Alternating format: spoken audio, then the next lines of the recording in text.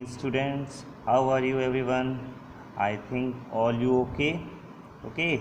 So I think सभी ने पहली एक्सरसाइज और उसके सारे काम उसको कंप्लीट कर लिया होगा और हमने एक्सपोनेंट के बेसिक कॉन्सेप्ट के बारे में समझा था कि कैसे होता है। आज हम जा रहे हैं पढ़ने के लिए zero and negative integral exponent और कुछ थोड़े बहुत इसके रूल्स और रेगुलेशन के बारे में हम क्या है समझेंगे।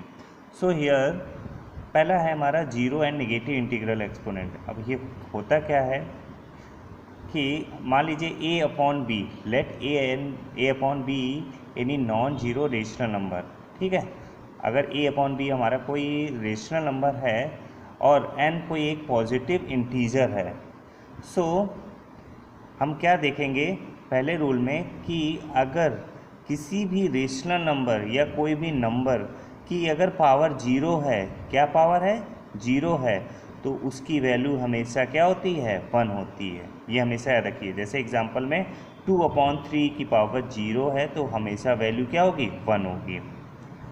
सेकेंड केस, जैसे हमारा एक rational number a upon b है और पावर क्या है हमारी -n है, तो उस कंडीशन में हमारी क्या हो जाता है कि जो वैल्यू है या जो पावर है हमारा उसको पॉजिटिव बनाने के लिए हम क्या करते हैं कि अपॉन में कर देते हैं, 1/, में। तो यहाँ पर देखो 1/a/b की पावर क्या हो गई यहाँ पर पॉजिटिव हो गई, और उसको हम क्या कर सकते हैं a/b है तो ये भी हमारा बिल्कुल ऊपर की चला जाएगा, तो b/a हो जाएगा और पावर क्या रहेगी हमारी n रहेगी। जैसे एग्जांपल में हमने यहाँ देख लें 2/3 की पावर कितनी है -4, तो ये चेंज होकर क्या हो जाएगा हमारा 1/2/3 की पावर 4। इसका मतलब हम चेंज करके इसको लिख सकते हैं 3/2 की power 4। Okay, got it every. अब हम पढ़ेंगे laws of exponents for all integers power. क्या होते हैं एक्सपोनेंट के लॉज? पहला मान लीजिए a/b और c/d दो हमारे नॉन जीरो रेशनल नंबर हैं और उनके लिए हमने एक m और n दो इंटीजर्स हैं।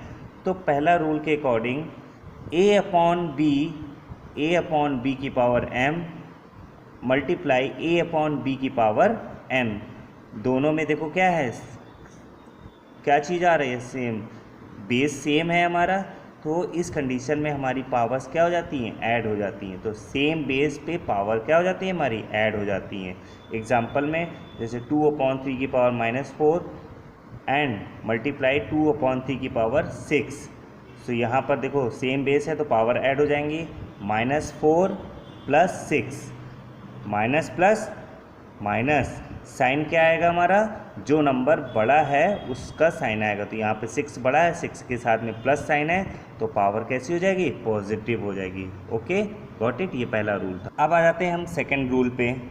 मान लीजिए a/b कोई रेशनल नंबर है, उसकी पावर m और सबकी पावर n है, तो इस कंडीशन में क्या करेंगे कि a/b जो दो पावर्स हैं m × n हो जाएगा।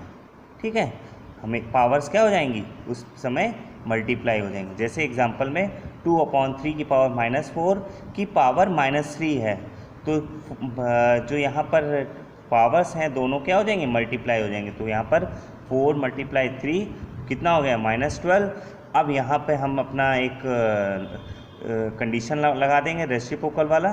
तो ये माइनस है, पावर को पॉजिटिव करने के लिए हमने क्या किया रेसिप्रोकल कर दिया, तो आंसर देखो क्या हो जाएगा हमारा 3/2 की power 12। Okay, got it. Third rule पे आ जाते हैं।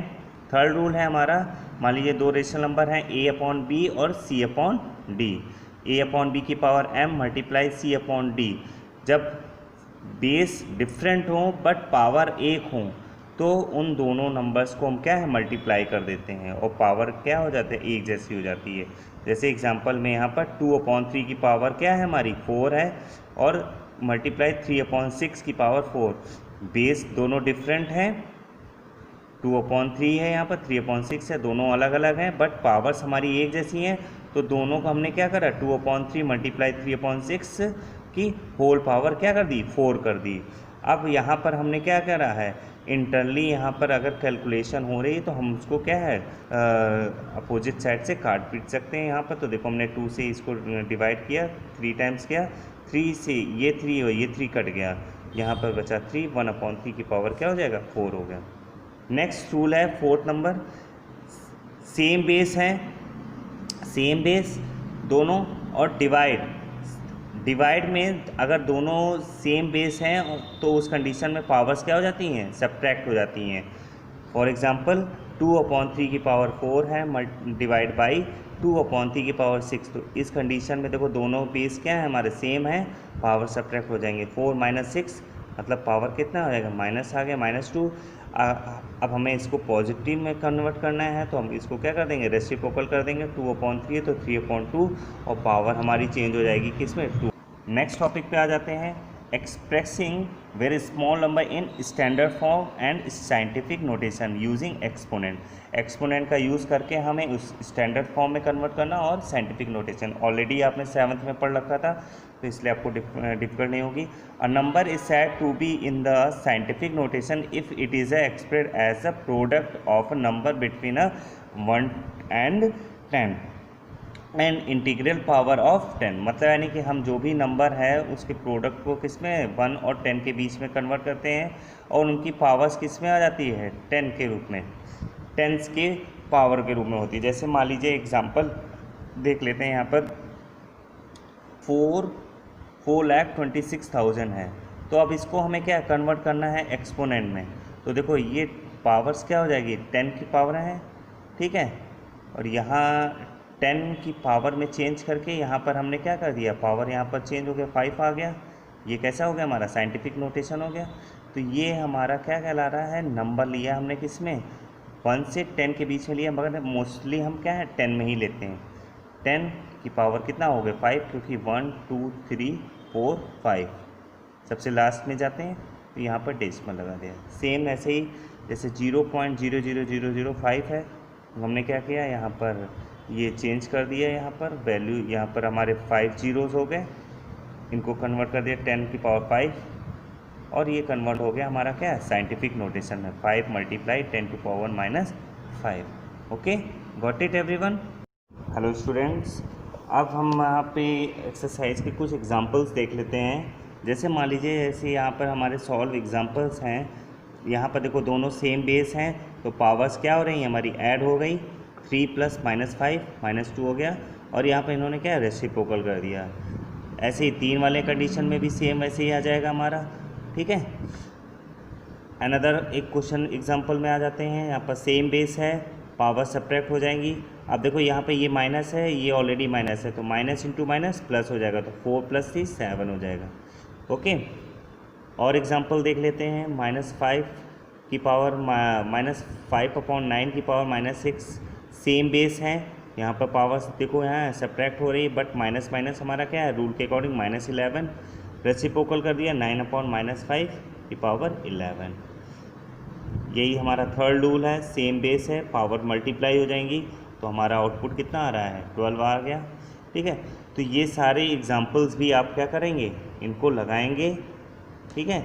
और अभी केवल आप यहाँ पर एग्ज़ाम्पल नंबर 7 तक करेंगे, 7 नहीं, आप कुछ 10 पूरे एग्जांपल आप लगा लेंगे। अगर किसी को भी किसी एग्जांपल में प्रॉब्लम आती है तो उसको मुझसे पूछ लेंगे। हाँ, इसके बाद क्या करेंगे, एग्जांपल कंप्लीट करेंगे। एग्जांपल आपको फेयर नोटबुक पे नहीं लगाना है, इसको रफ नोटबुक में करना है एग्जांपल। इसके बाद एक्सरसाइज जो 2B है, इसके आपको 1 से लेकर 10 क्वेश्चन तक, 1 से लेकर 10 क्वेश्चन तक आपको कंप्लीट करना है आपकी अपनी नोटबुक में। अगर किसी को भी डाउट होता है या प्रॉब्लम होती है तो मैं सॉल्यूशंस भेज रहा हूँ। चीटिंग नहीं करनी है, अपने आप से लगाना है। जितना आता है पहले उसको अच्छे से लगाइए, नहीं समझ में आता है तो आप मुझसे क्रॉस क्वेश्चंस कर सकते हैं।